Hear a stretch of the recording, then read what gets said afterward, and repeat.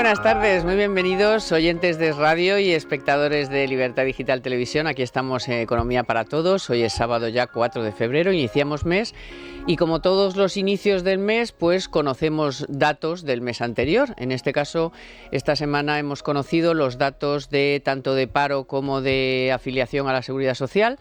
Y pues obviamente son malos porque los dos trimestres del año pasado, los últimos dos trimestres, pues no iba bien la economía, o sea, creció muy poco en el tercero, el 0,1, y el cuarto ya veremos, porque de momento nos dijeron el 0,2, pero ya nos advirtieron en el propio INE que cuando hicieran la revisión que la cosa iba a ser un poquito peor. Así que ya veremos.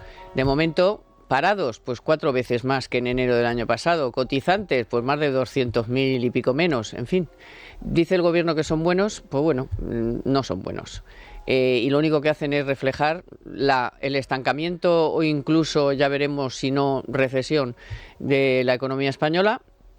Y desde luego un estancamiento del mercado laboral que no viene ahora del mes de enero, que venimos arrastrando desde hace ya varios meses, que no han sido meses especialmente buenos, a pesar de que ahora le encanta Escrivá la desestacionalización, que le criticó al BBVA Research, porque eso no se hacía así, porque entonces no le convenía, y ahora como le conviene, pues ahora hay que desestacionalizar los datos. Bueno, hablaremos de eso y, por supuesto, de la subida del salario mínimo interprofesional, que va a tener mucho que ver y tiene mucho que ver con la evolución que va a tener el desempleo en los próximos meses, porque claro, es que los empresarios y sobre todo lo que es en España, el empresario pequeño, el pyme, el micropyme, el comercio, la hostelería, pues es que ya no pueden más, o sea, entre los costes energéticos, los costes de las cotizaciones, los impuestos.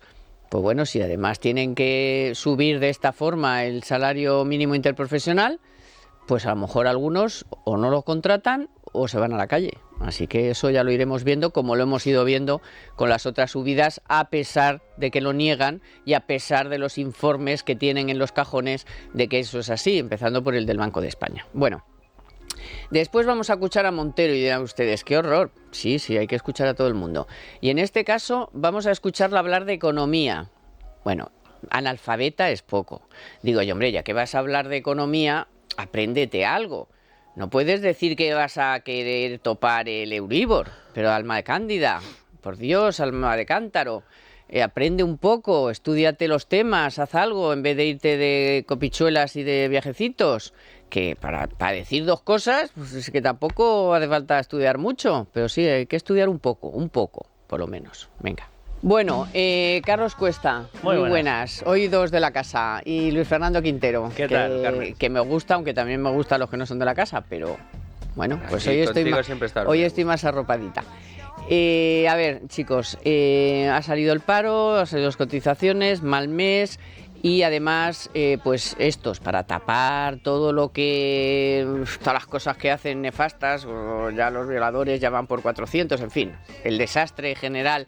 Incluso lo de Mohamed, que por cierto, no sé si habéis visto que también en una de las reuniones de Sánchez con el primer ministro marroquí, detrás han puesto la estatua de uno que soy incapaz de reproducir su nombre, que bueno, que fue uno de los que vinieron aquí a conquistar al Andalus, o sea, todo muy apropiado, vamos. Faltaba un señor haciendo así muecas por detrás. Comiendo con el rey detrás, la foto, dice, yo no voy, pero te voy a mandar la foto ahí para que la tengas bien presente todo el rato. Y ahora encima hago una reunión y te pongo al que os conquistó. ¿Habéis ido al parque de atracciones últimamente? Tienes ahí unos cacharros donde están los superhéroes de Marvel y allí vas con los críos, se ponen la cabecita, oye, y te sacan la foto con ellos.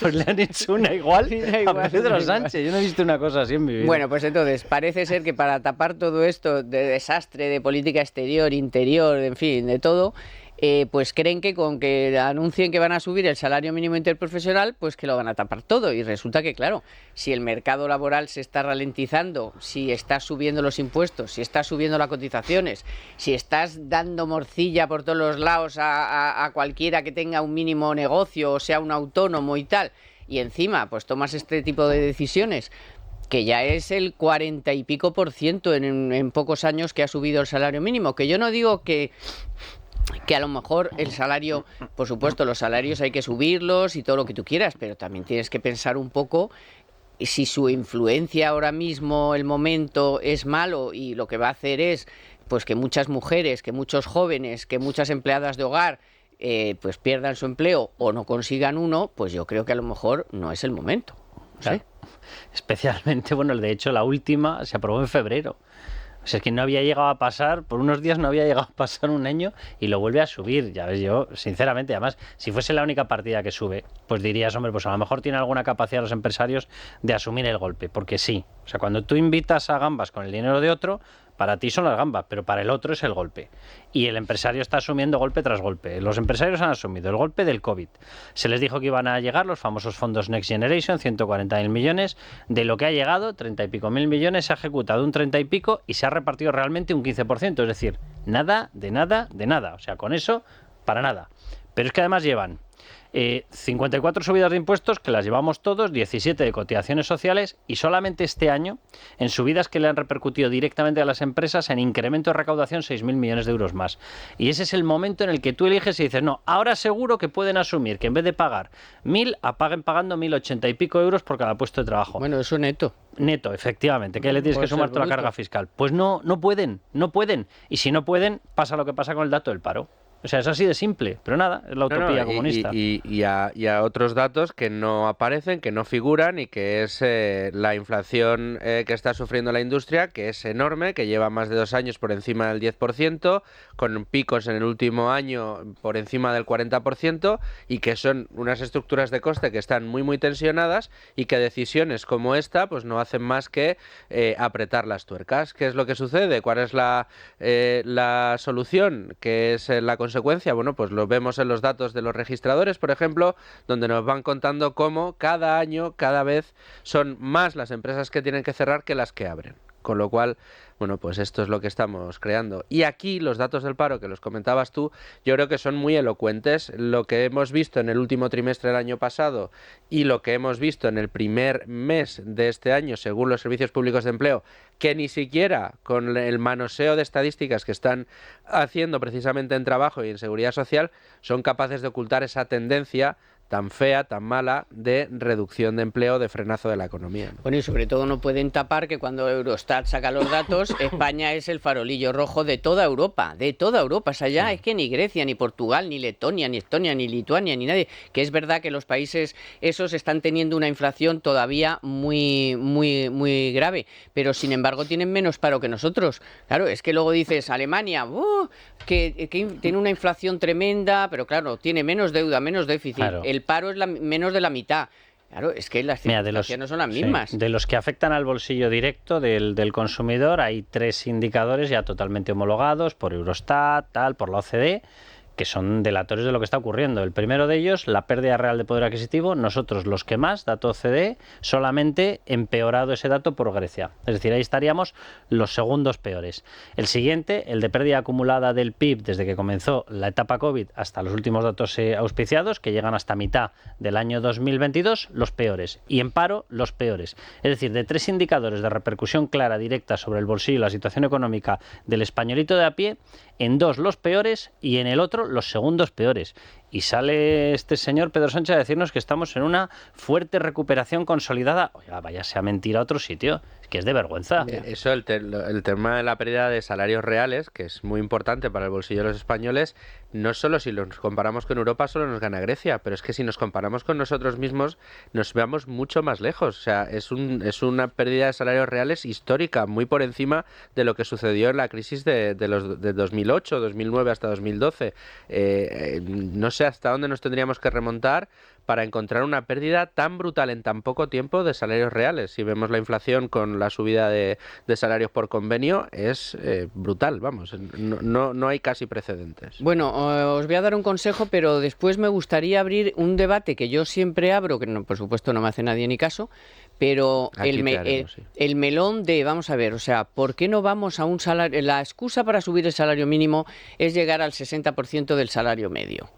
Pero resulta que ese salario medio ya se ha superado en algunas provincias y además no es lo mismo subir el salario mínimo interprofesional a una tiendecita de Cuenca que a una tienda de Madrid. Ya está a punto, porque los costes de todo, el alquiler del local, de no sé qué, pues no es lo mismo tener un local en Madrid capital que tener un local en la ciudad de Cuenca o tener un garaje. O sea, yo digo, o sea, no deberíamos pensar, incluso no solo por sectores o por provincias, sino también si es una persona que entra de primeras, o sea, si es un joven que va a hacer currículum, o es una persona que ya a lo mejor viene de tener una experiencia o de tener otro tipo de estudios o de venir de otro sitio, no sé. O sea, que no sea una cosa lineal, que no tenga ninguna otra variable que lo haga a lo mejor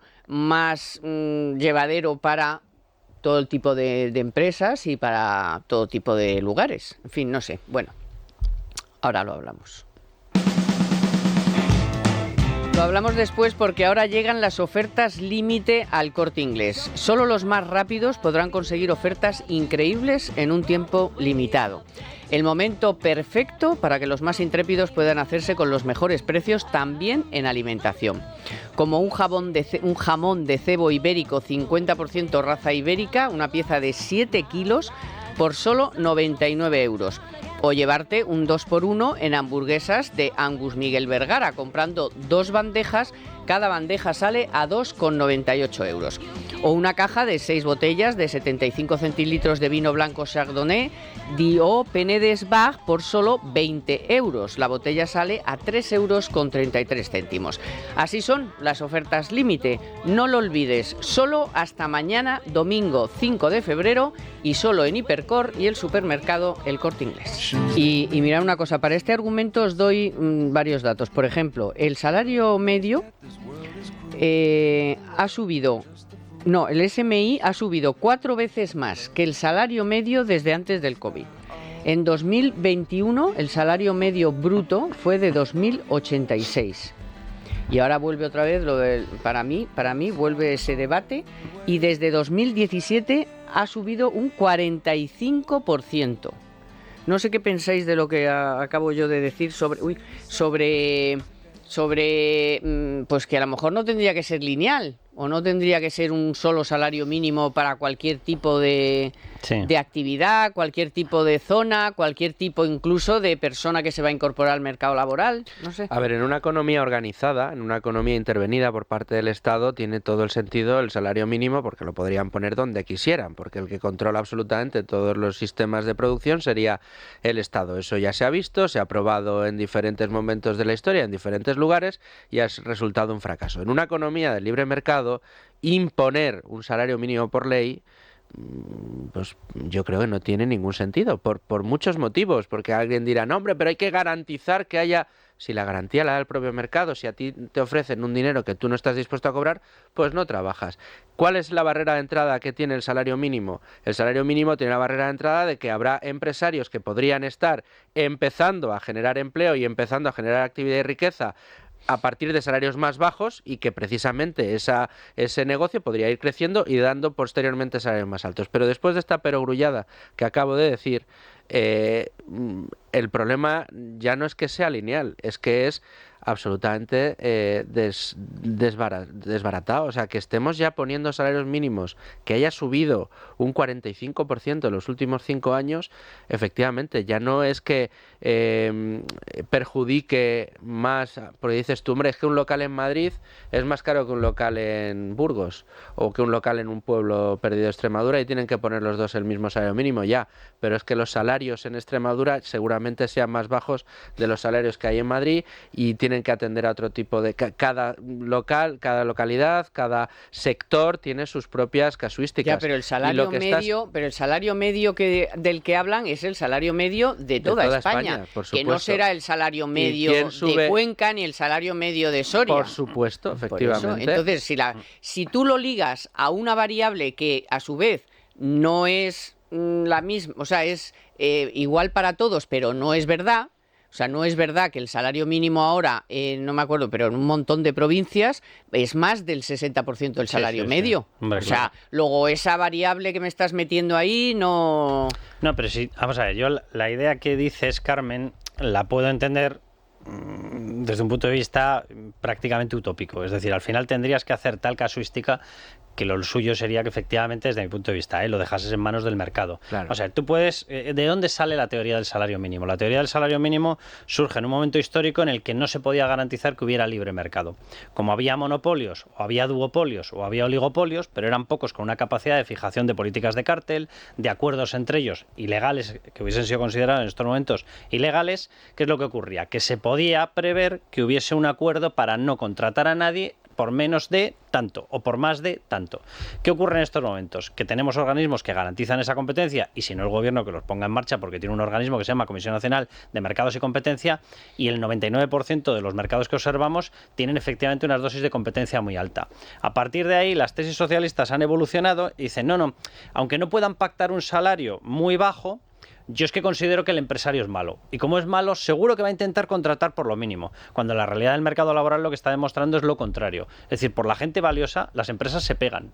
Y lo que ocurre precisamente cuando una persona es valiosa y lo demuestra entrando en una empresa es que se le empieza a subir el sueldo. Y lo primero que ocurre es que a los 6 meses, al año, es que ya no hace ni caso del salario mínimo. ¿Por qué? Porque en lo que está es en un plan de carrera. Y eso ocurre en el 99% de los sectores, etcétera.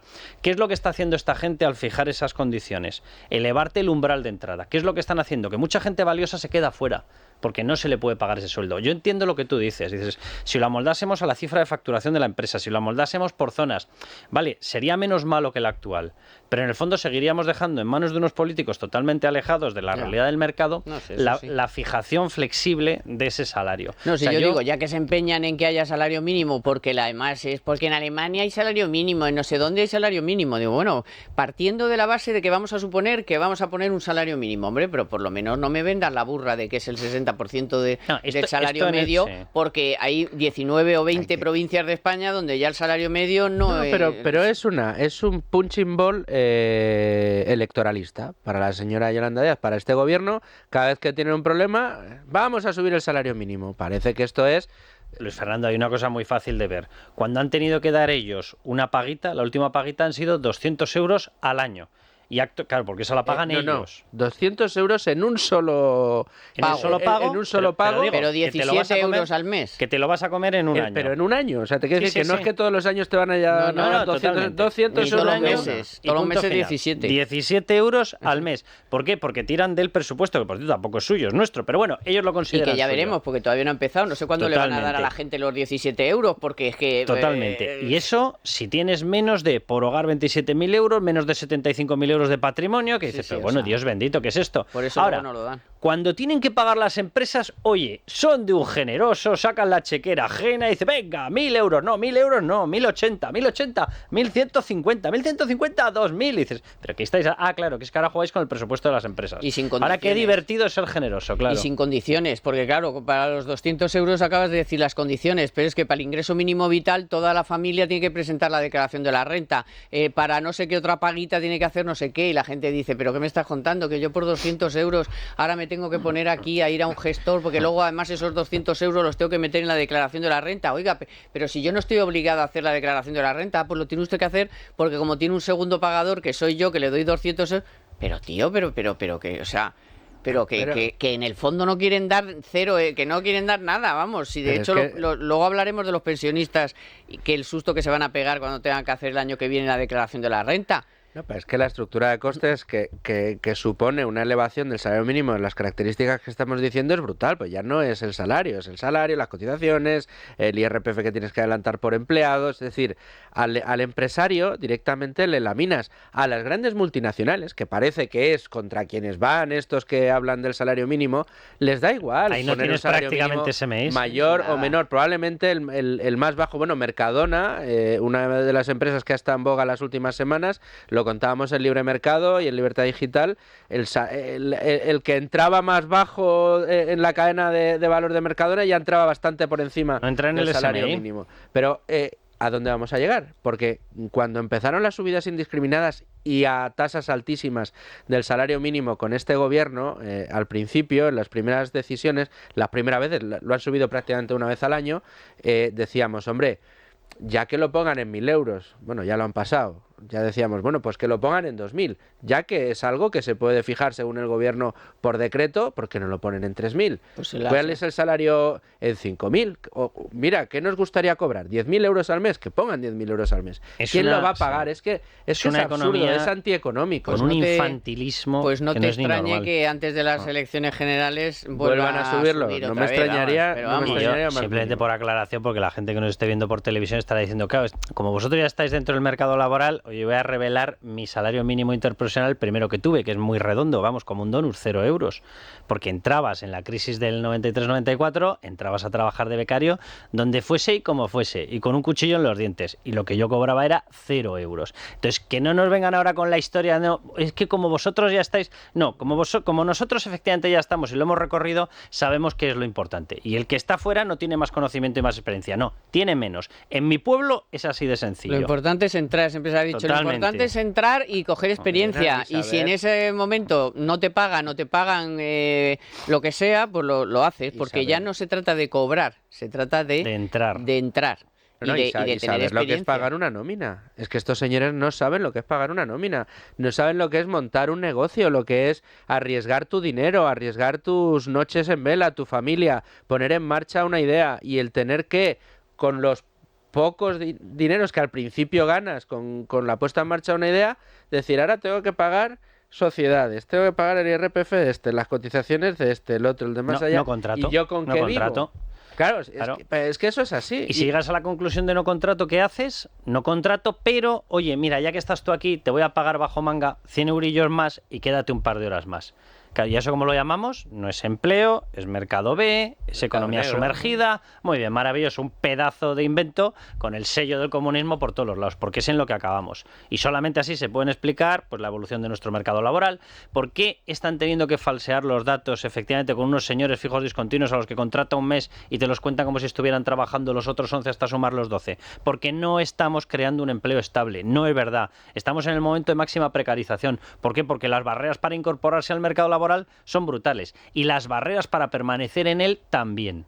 Está a trozos, que ya lo hemos contado aquí en este programa, siempre que salen los datos, cuando salió la EPA, es trocear, o sea, hay gente, la mayoría de la gente, muchísima gente que está entrando en el mercado laboral está con jornadas partidas, a tiempo parcial, quiero decir, de 2 horas, 3 horas, 4 horas. O sea, eso no es un trabajo ni estable, ni me venda rollos de que no es... Y todos sabemos que el de 3 trabaja 4 y el que pone 4 trabaja 6. En el país de la Unión Europea con mayor tasa de paro, pero con mucho, que es España, tendría que haber todo lo contrario. O sea, todas las facilidades del mundo para contratar, todas las modalidades de contrato que queráis. Empezáis por el sueldo que queráis. Porque luego falta mano de obra. Claro, falta mano de obra, faltan profesionales. No creo que porque todo el mundo sea un vago. No, ¿y por qué? ¿Por qué se tienen que ir a Alemania? ¿Por qué se tienen que ir a...? Pues porque aquí no dais ninguna facilidad ni para invertir ni para poder contratar absolutamente a nadie. Bueno, otra prueba de que las cosas no van todavía bien, no solo en España, sino en casi todo el mundo, pues es que tanto la Reserva Federal como el Banco Central Europeo, como el Banco de Inglaterra,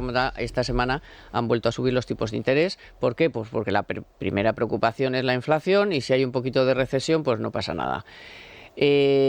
Bueno, pero claro, eso tiene la segunda parte, que es pues que, claro, vamos a España ya, la repercusión de que hablamos mucho de las hipotecas, obviamente porque hay mucha gente fastidiada, pero también habrá que hablar de las empresas, porque claro, a las empresas también se le ha doblado o más el crédito. Que y se lo digan a prisa. Pero bueno, yo pienso sí en cualquier empresario que necesita pedir un préstamo, pues si antes se lo daban al 2 o al 3, pues ahora se lo dan al 6 o al 8 y entonces está jorobado. Entonces, muy bien, las familias están jorobadas, pero las empresas también. Y entonces han surgido pues todo tipo de idioteces, pero bueno, de inventos, de cosas de estas, ¿no? Porque no tienen suficiente con el SMI y tal, tienen que esa campaña que han emprendido, ¿no? Primero empezaron con las eléctricas, luego con Mercadona, luego con los bancos y tal, y la idea es, por ejemplo, escuchar lo que ha dicho Montero sobre los beneficios de los bancos. El contraste es sonrojante, que estemos teniendo miles de familias con hipotecas a tipo variable que están viéndose altísimamente incrementadas, a veces cientos de euros, y que mientras tanto los beneficios de las entidades financieras sean escandalosamente mayoritarios en un momento en el que el país lo está pasando mal. Es decir, es que simplemente acudiendo a nuestra Constitución hay motivos suficientes para actuar. El artículo 128 de nuestra Constitución dice: toda la riqueza del país, fuera cual fuere su titularidad, es decir, pública o privada, está al servicio del interés general, y se reconoce la intervención pública en la iniciativa privada.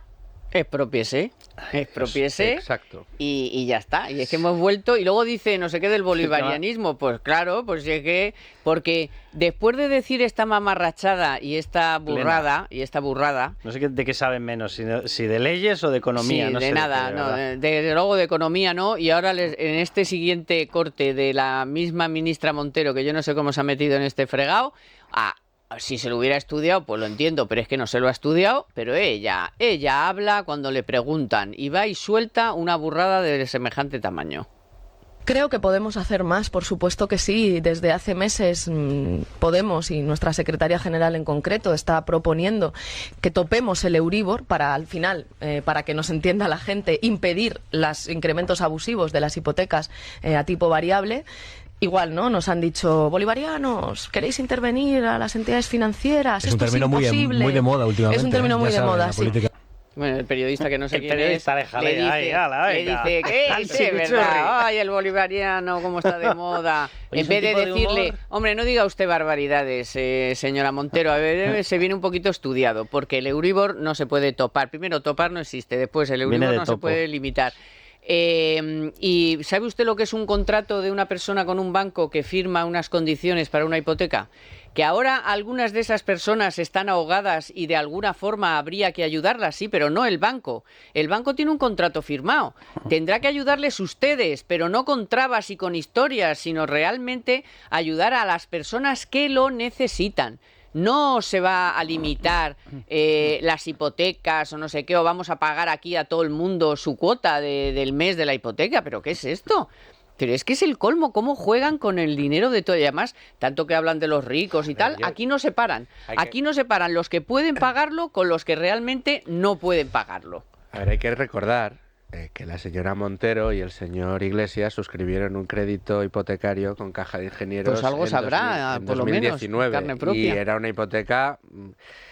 A mí me encantaría saber si es a tipo fijo o a tipo variable. Pues si a tipo variable le han pegado un subidón espectacular, porque creo que estoy mirando las noticias de la época, creo que les quedaba una mensualidad a cada uno de 1.600 euros. Fijo, no creo que fuera en esa época, de pago de hipoteca. Probablemente para cogerse una casa de esos costes, y eso que se la dejaron mucho más barata de lo que tendría que haber cotizado en el momento, pues como sea tipo variable, te digo que miles de euros más. Pues quiere que que se la paguemos. Claro, quiere que le paguemos la cuota. Evidentemente le va. No tengo yo muy claro que tengan problemas económicos, ¿eh? No, yo creo que no, pero encima no vengas aquí a que te paguemos la cuota. Pero si la historia... Su caja de ingenieros está ofreciendo ahora mismo en tipo variable Euribor más 1,85, no es poquito, precisamente. Está el Euribor en el 3,5. Por corregir aquí a este almanaque de sabiduría y conocimiento, vamos a ver, topar viene de topo, punto 1, punto 2... O de topetazo de los topos. Sí, el Euribor es un indicador de mercado. ¿Qué va a hacer usted? Le va a ir diciendo a cada interacción que se realiza, a cada préstamo que se realice de mercado hipotecario, le va a ir diciendo usted cómo lo tiene que cuadrar, y va a aparecer que no sé, Rodríguez Pan, usted, Yone Belarra, van a ir desembarcando en cada uno de los bancos y en cada operación hasta que salga el dato que ustedes quieren, van a hacer eso. O sea, es que no se pueden decir más burradas juntas. 3, el tema de todo está al servicio, la economía, de una posible intervención, pero léase la Constitución, por Dios, artículo 33 de la Constitución, estaba un poquito antes. En el 33 de la Constitución dice que sí, efectivamente, cuidado, por un interés público que no tenga otro tipo de solución, se puede efectivamente expropiar. Y pone en el 33.3, después de pagar la correspondiente indemnización a precio de mercado. Así que si quiere usted empezar a pagar las casas de todos los españoles, pues páguelas, no hay ningún problema, pero deje de hablarnos de una Constitución que no se ha leído ni de delante a atrás, ni de atrás a adelante, ni de derecha a izquierda, ni de izquierda a izquierda, que es lo que a usted le gusta. O sea, vamos a ver, es que no se pueden decir tantas cosas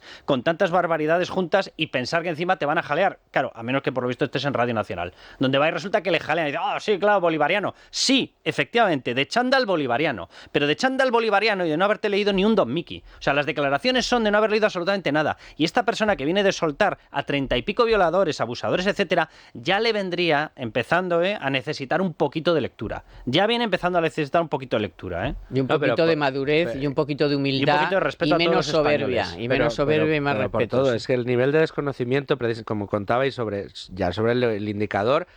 Pero es la estrategia que han tomado con todo. Mercadona, acordaos, la inflación al principio era solo culpa de la guerra de Ucrania. Sí, ahora es culpa de las empresas. Las empresas tienen la culpa porque... Que realmente era culpa de Zelensky porque no se rendía. Porque también le pidieron que se rindiera. O sea que es que malvado Zelensky, claro, ¿a dónde vas? Bueno, pues ahora son las empresas. Da la sensación de que Mercadona subía los precios porque el señor Roche es un despiadado capitalista, lo que quería era forrarse. Y ahora los bancos hacen lo mismo con las hipotecas. Pero vamos a ver, ya no es que sea un indicador que se fije por el pool de 11 bancos de Europa que todos los días depende del precio al que se cambian el dinero los bancos. Lo que le está diciendo la señora Irene Montero en esencia es decir, a los bancos que les cueste el dinero lo que les cueste, pero ellos que le bajen el... O sea, que a mí me cuesta el dinero banco 5 y lo tengo que vender a 2 porque usted lo dice y tengo que perder en cada operación 3. Como no llevan perdiendo tiempo dinero los bancos con los tipos a cero o en negativo, resulta que ahora que el dinero vale algo, los bancos tienen que perderlo porque lo dice el gobierno. No, pero pero como siempre decimos, vamos a ver, que aquí no se engañe nadie, que aquí el que más dinero está ganando con lo que está pasando es Hacienda. Así que, en vez de cargarle a los caseros lo de limitar el precio del alquiler, a los bancos que dejen de que no les paguen las hipotecas, a las mercadonas que te regale el cesto de la compra, cuando salgas, todas las señoras y los señores salen con su carro y es gratis. No, resulta que el que más dinero está a nuestra costa embolsando, porque no es que esté ganando, lo está embolsando, es Hacienda. Así que coja usted y a toda esa gente que le preocupa tanto, que yo lo comprendo, que hay gente que tiene que ir a la cola de que le den de comer. O sea, pero vamos a ver. Entonces, pues en vez de ver ese espectáculo que debería de usted darle vergüenza que haya... la gente tenga que dar productos de comida para que otras personas coman, cuando eso es una labor que tendrían que hacer socialmente, tan sociales que son, pues que dediquen parte de ese dinero que están recaudando a nuestra costa a las personas que realmente lo necesitan, pero es que no lo hacen luego tampoco. ¿Pero quién se forra con la subida del salario mínimo interprofesional que comentabas antes? Hacienda, que es la que cobra más porque no ha deflactado la tarifa del IRPF. Mira, un cálculo con las hipotecas, con los supermercados. Con todo, los carburantes, cualquier cosa. Hemos dicho todo el dinero que ingresa a Mercadona directamente e indirectamente con las industrias que tienen exclusiva trabajando para ella en las arcas de Hacienda. Dinero, riqueza que genera. La que se está forrando con la inflación es Hacienda, es la señora Montero, María Jesús, y la señora Montero, Irene, que es la que se lo gasta en el ministerio. Mira, un cálculo bien sencillo. Se lo ofrezco, señora Montero, tome nota, luego se lo pasa a alguien que lo entienda y así lo puede usted aplicar. Si cogemos los 42.000 millones de euros de saqueo fiscal adicional que llevamos acumulados, según los datos de la agencia tributaria, entre enero y noviembre, hasta le regalo, señora Montero, lo que le queda de diciembre. Esos 42.000 millones los dividimos entre el número de contribuyentes y ¿sabéis cuánto sale si lo dividimos para amortiguar, es decir, una deducibilidad del exceso de crédito hipotecario? A 140 euros por cada uno de los contribuyentes y mes. Si estamos en un incremento de 300 euros, básicamente se acaba de amortiguar la mitad. ¡Hala, señora Irene Montero! Ya tiene una propuesta que esta sí funciona. Lo único que tienen que hacer es coger... Y esos 42.000 los tienen. Claro, el exceso de saqueo fiscal que nos han hecho, y repito, les regalo como aguinaldo el mes de diciembre, el exceso de saqueo fiscal que nos han hecho este año recién terminado 2022, entre enero y noviembre, que por cierto, en el anterior ya nos subieron 21.000 millones de saqueo fiscal. Solamente el de este año, utilícelo para una deducibilidad que le da para la mitad del incremento medio de la hipoteca. Y le puedo asegurar que le hacen la ola. Ahora, claro, el pequeño problema es que estos son medidas liberales, rebaja de impuestos. Las suyas son medidas confiscatorias, bombardeemos las empresas, jorobemos el empleo, incrementemos los costes. Las mías funcionarían, las suyas no. Por eso yo soy liberal, usted es comunista, claro, es el pequeño problema.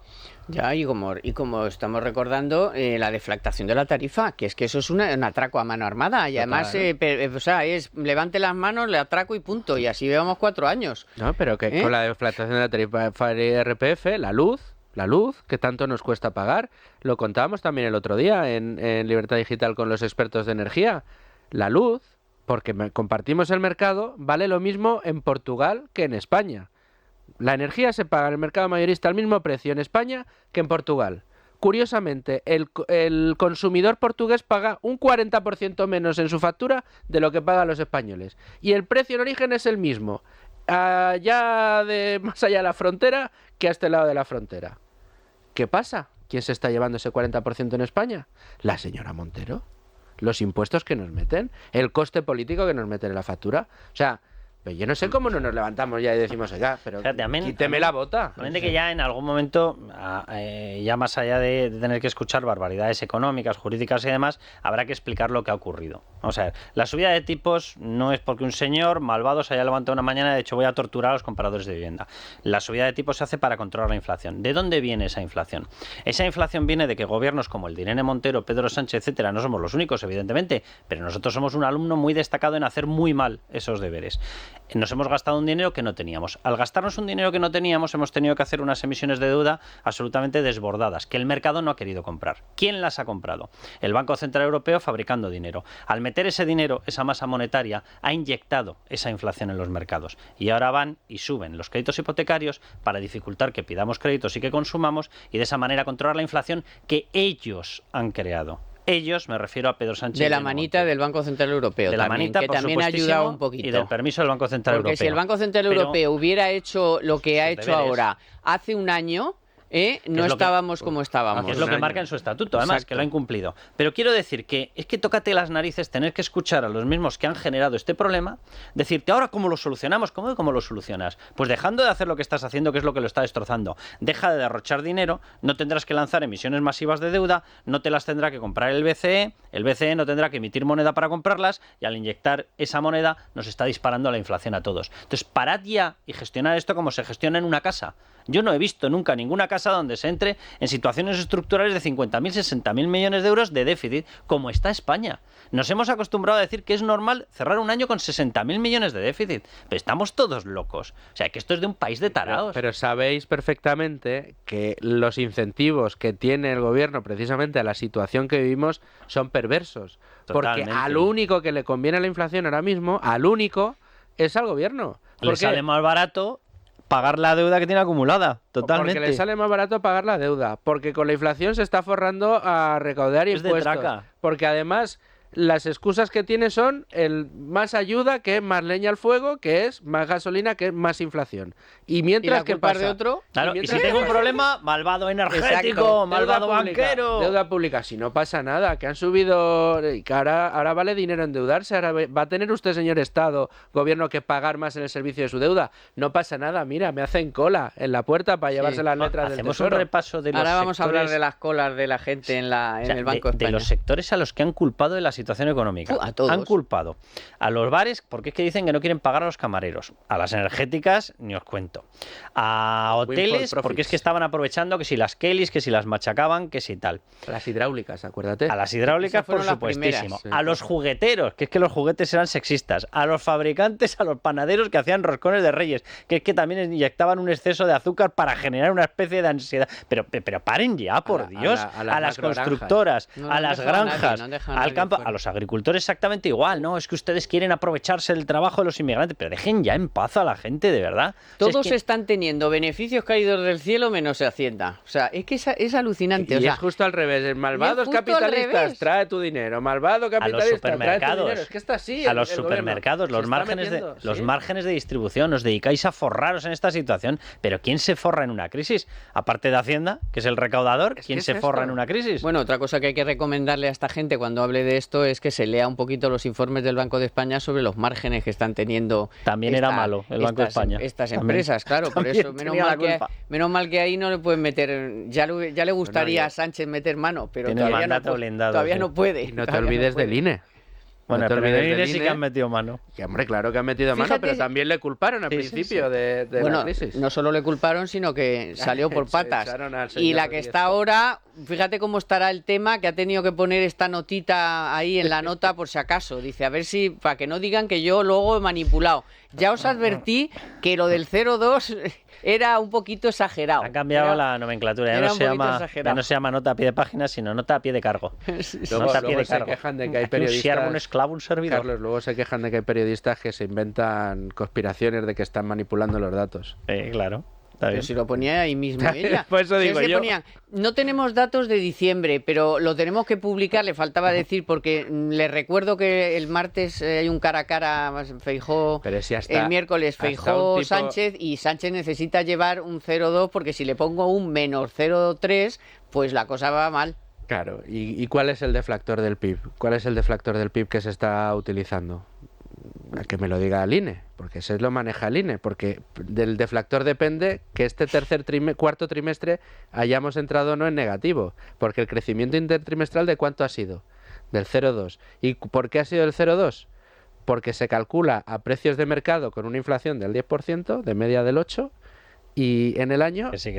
Y claro, ¿Y luego tienes que restar la deuda. Pero si el PIB al final te junta la generación de rentas en un año, empresariales y particulares, punto final. Entonces, la gente sabe perfectamente lo que está ocurriendo. ¿Alguien tiene más renta en estos momentos que el año pasado? ¿Alguien tiene más renta? ¿O todo el mundo tiene menos? Jesús Montero. Sí. La agencia tributaria. Bueno, cuidado que nos hemos dejado ahí. Nos hemos dejado el apetito brutal que sí que la gente tiene por las letras. Lógico, porque somos un país de letras. No te dan nada por tener el dinero en un depósito. Y ha dicho la gente, en cuanto lo han visto 3 veces en las 3 televisiones, lo han escuchado en 3 radios, y se ponen a hacer cola en el Banco de España. Claro. Yo lo entiendo, no entiendo lo de las colas. Entiendo que, pero en el caso de la página del Tesoro es muy fácil. O sea, el mecanismo es muy fácil. Solamente, claro, vamos a ver, tienes que ir a por el PIN del DNI, que a lo mejor mucha gente mayor no lo tiene.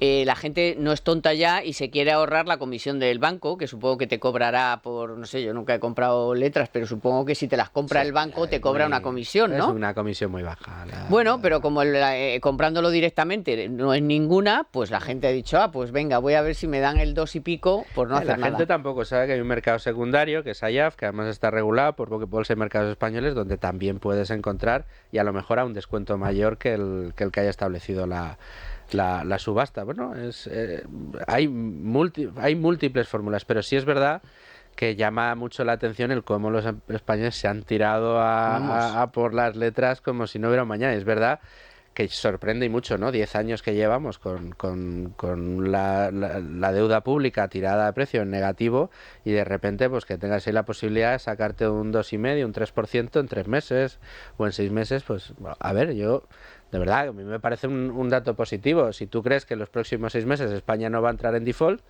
que yo creo que convendremos, estamos muy mal, pero yo creo que los próximos 6 meses no se va a declarar ningún default, pues que vayas a sacarte ese 3%. Tienes una inflación de media en el 8%, pues así solo pierdes el 5%. Por lo menos te abaratas un poco la factura. Claro, pero es por eso, porque no hay tampoco otra razón. Nada más que han dicho, si por este dinero en el banco me dan 0 y comprando las letras me dan el 2,5 o el 2,6, pues voy a comprar. Si lo coges a un año, el 2,8 creo que está dando. Ahora aquí estábamos hablando del impacto en las economías domésticas para una persona que tenía el Euribor en negativo, Euribor más 1, Euribor más 0,5, a lo que lo tuviera en el crédito hipotecario, y acto seguido pues le ha pegado la subida que ha tenido y se le ha disparado el tipo final al 3 y pico, a lo que haya sido.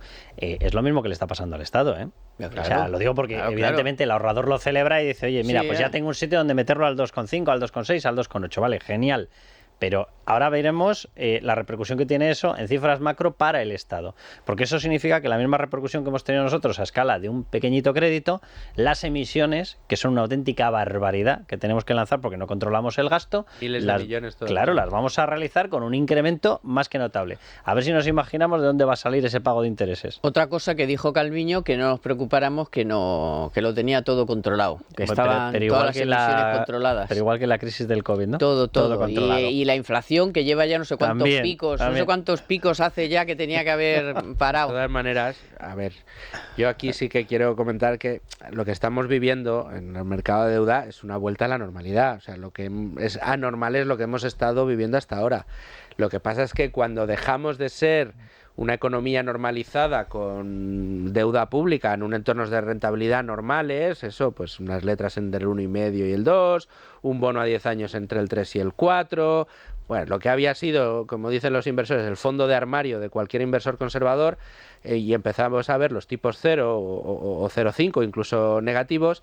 Cuando aquello cambió, en 2008-2009, el endeudamiento de los estados no estaba ni por asomo en el nivel que está ahora. En aquel momento España tenía un 30% de deuda sobre PIB, subió, se duplicó en un año hasta el 60%, pero estábamos muy por debajo del 100% de deuda sobre PIB.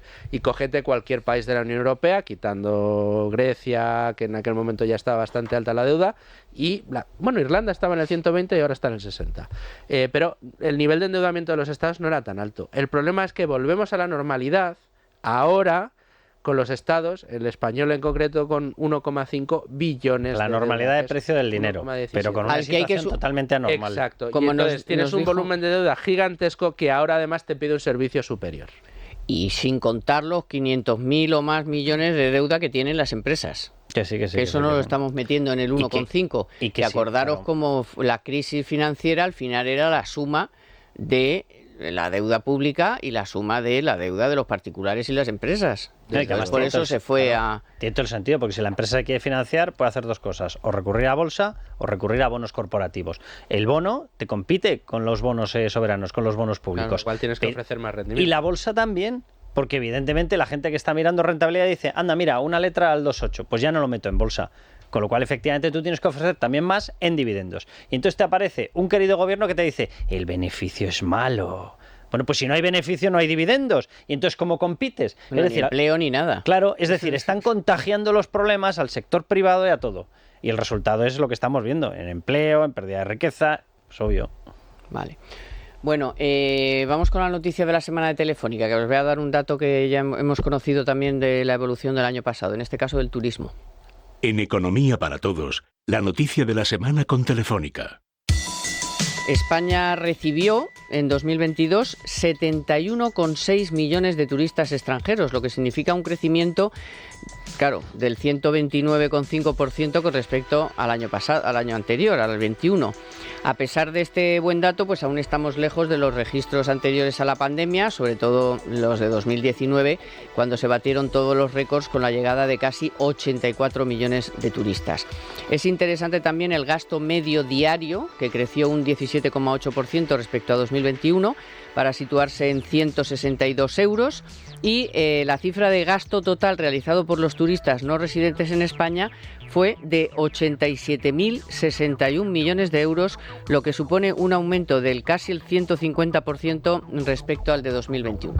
Bueno, como más o menos ya les hemos avanzado y no les vamos a dar más disgustos ya a los pobres pensionistas, que bueno, pues que muchos, no todos, pero muchos, cuando hagan la declaración de la renta en el 24, o si la quieren ir haciendo ya para ir dándose cuenta de la milonga que les han vendido, de que les habían subido el 8,5, que parece que sí, porque en la nómina este mes habrá recibido una cantidad mayor, pero muchos después, cuando tengan que hacer la declaración de la renta, pues una parte importante se la va a llevar Hacienda. Pero bueno, yo que sí quería dedicar estos últimos minutos, porque ayer pues conocimos el fallecimiento de un gran economista, una persona que ha sido compañera nuestra durante muchísimos años, tanto en la COPE como aquí, y seguía escribiendo para Libertad Digital, de Juan Velarde, un asturiano muy gracioso. La verdad es que a mí me hacía mucha gracia Juan Velarde, y nos llevábamos muy bien y me ha dado mucha pena que haya fallecido. Es verdad que bueno, pues ya era mayor, pero no importa, o sea, si podía haber vivido muchos años más.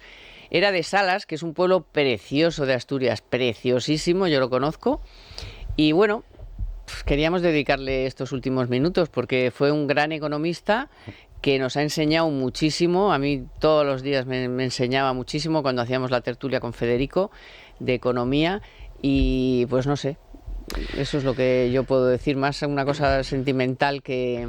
Mira, yo repasando ayer cuando nos enteramos del fallecimiento del profesor Velarde, porque era un profesor, un tipo implacable en la aplicación del sentido común a la ciencia económica. O sea, yo recuerdo, se enfadaba, era muy vehemente a la hora de defender los principios económicos.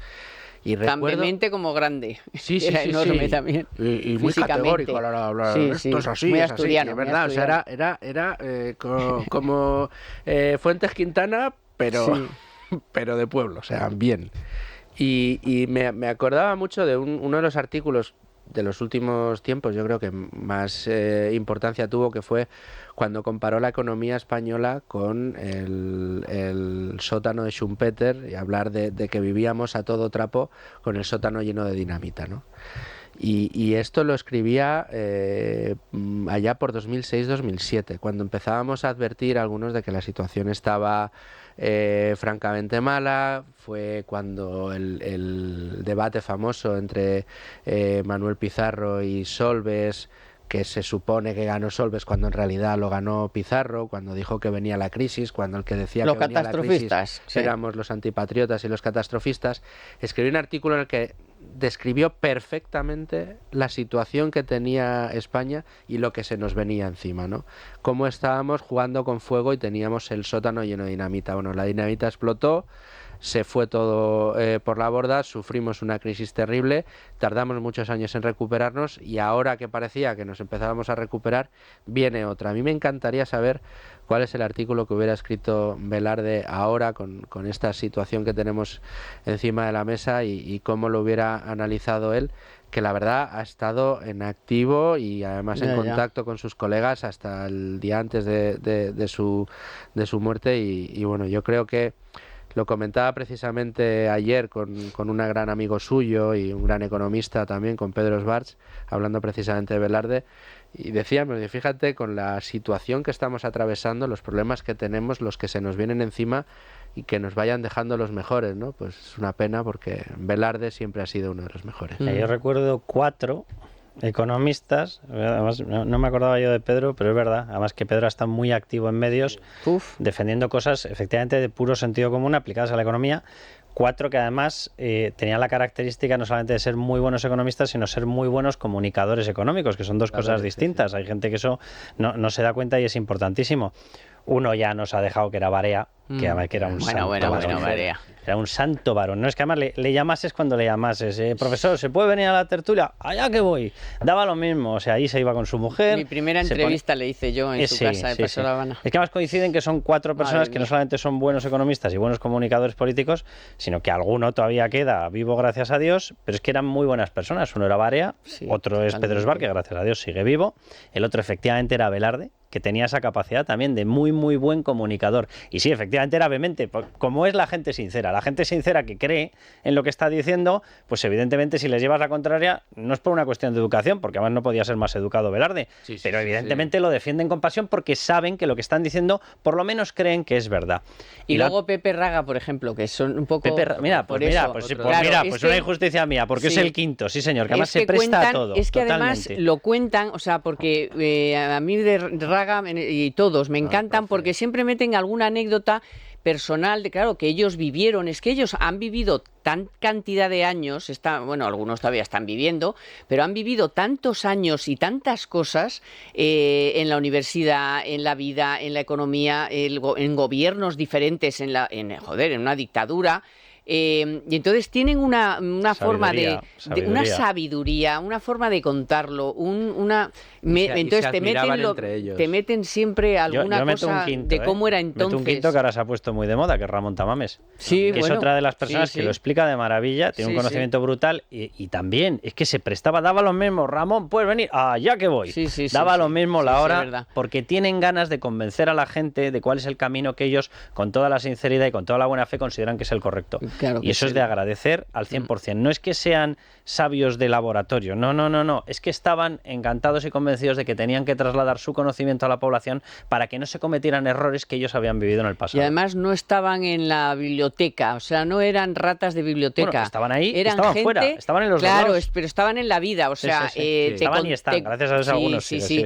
Te cuentan la vida, o sea, las cosas de la vida, no las teorías de no sé qué, no, eso aplicado a que no mire usted, que eso sí, eso es la teoría, pero ahora viene a aplicar la teoría a la práctica, y eso es lo que te sabían contar muy bien. Esto sabía en economía, pero no de dos tardes. Me he quedado más contento porque de los 5 que hemos mencionado, 3 siguen vivos, en activo y peleando. Vivos. Hombre. Y alguno candidatando a... Sí, algunas cosas todavía le quedan fuerzas, madre mía. Si le quedan, ha estado recopilando información, hablando con otros economistas, y bueno, eso puede ser esa sesión de investidura, de presentación de una investidura, de moción de censura. Los 3 que quedan son leñeros. Todavía les queda, y las ganas que tienen de seguir, viajan, van a conferencias, están para acá y para allá todo el día, es increíble. Esas ganas yo creo que son precisamente lo que les garantiza mantenerse jóvenes de espíritu. Sí, seguro. Porque siguen teniendo las mismas ganas de pelear. Bueno, y crearon mucha escuela y muy buena, ¿eh? O sea,